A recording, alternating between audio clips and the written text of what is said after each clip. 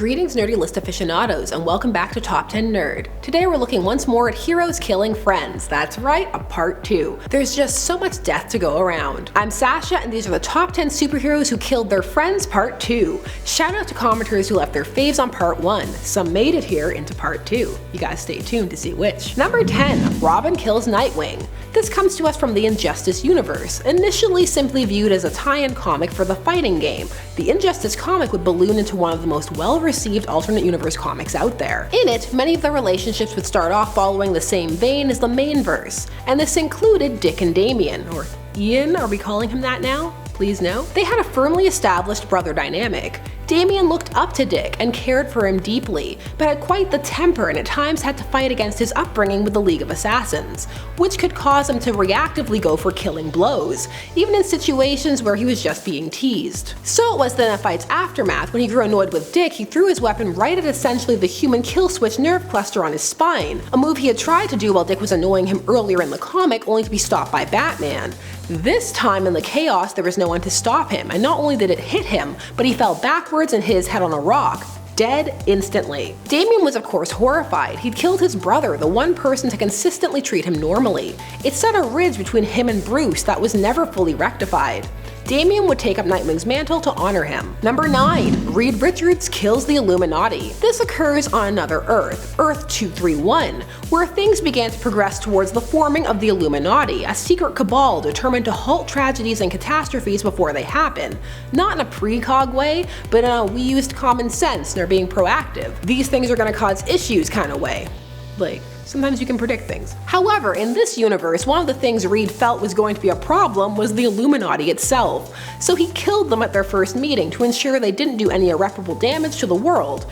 I mean, he wasn't wrong. They did prove to be a problem, but seriously, don't kill your friends. I'm not going anywhere with Reed. If he invites you, don't go. The Reed of 616 truly is the anomaly nice guy Reed. Number 8. Black Canary kills Hal Jordan.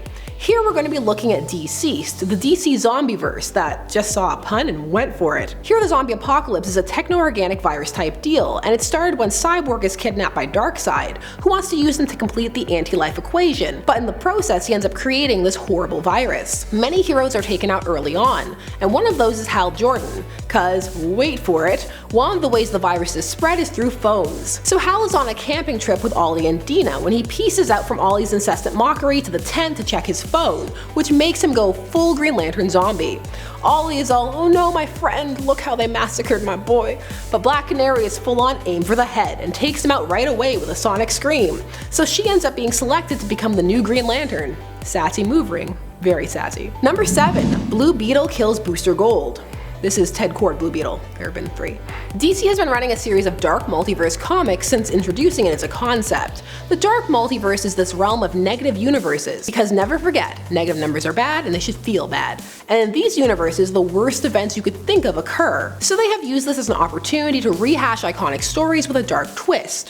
One of those was Infinite Crisis. So in the original arc, Ted Kord died, killed by Maxwell Lord, but here he ends up killing his best friend, Booster Gold. Booster Gold and Blue Beetle are iconic besties, in a relationship that blossomed during their run together on the JLI, that being the Justice League International. Here, Ted Kord ends up being fused with OMAC and Brother Eye and ends up trying to assimilate the heroes, and Booster tries to stop him and for his trouble gets blasted through the chest. Absolutely tragic, especially when you know the lengths that Booster went to in the main verse to bring back Ted Kord. He jacked up the whole timeline for him, and Ted had to voluntarily go die again to set it right. Heartbreaking. Number 6. Hulk kills Vision. So we're talking about the immortal Hulk here, who just has a fascinating comic. For some reason, despite fighting the Hulk several times, every time the Avengers are like, no, this time for sure, we're prepared this time.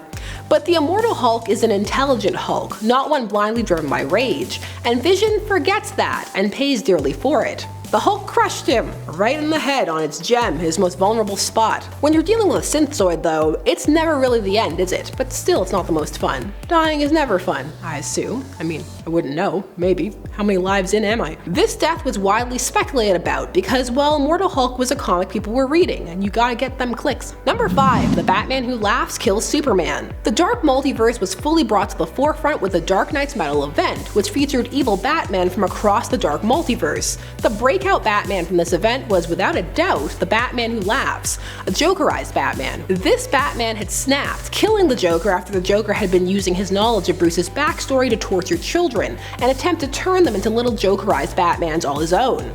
However, when Bruce killed him, a gas was released from the Joker's corpse, which he inhaled, which began a deadly transformation for all around him. He became the Joker, but with the cold clinical planning abilities of Bruce. He ends up luring Superman, his best friend in this continuity, to the Watchtower, where he exposes him to kryptonite gas and kills him along with his son and wife, using Supes partially to do it himself. It's cruel and horrifying.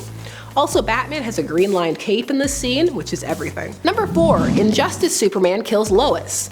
Let's let Superman kill some people. He wants a turn. Come on, neck snap or hand through the chest. Injustice has one of the saddest openings out there, where the Joker tricks Superman into killing his own wife and unborn child by making it appear to him as if she is Doomsday. It's a step too far, and it breaks Clark completely. He killed his best friend, partner, soon-to-be mother of his child. It changed him. And after you've killed the one you love, what's killing someone you hate? Nothing, that's what. So we get the now famous panel of him putting a hand right through the Joker's chest, while Batman watches, horrified. Batman was actually willing to give him that kill, heat of passion and all of that, but Superman went full draconian despot, and that the Dark Knight could not stand by, no matter who the Joker made him kill. Number 3. Mr. Fantastic kills his family in the Zombieverse. The Marvel Zombieverse is a juggernaut at this point. It has spawned 14 spin-offs at the time of this recording. Continuations, people are just into it, they took to it. It's a dark world that went to some pretty both dark but also silly places, eating Galactus, cosmic energy zombies. One of the parts of this series that intrigued readers was just exactly how their faves were transformed into zombies in the first place.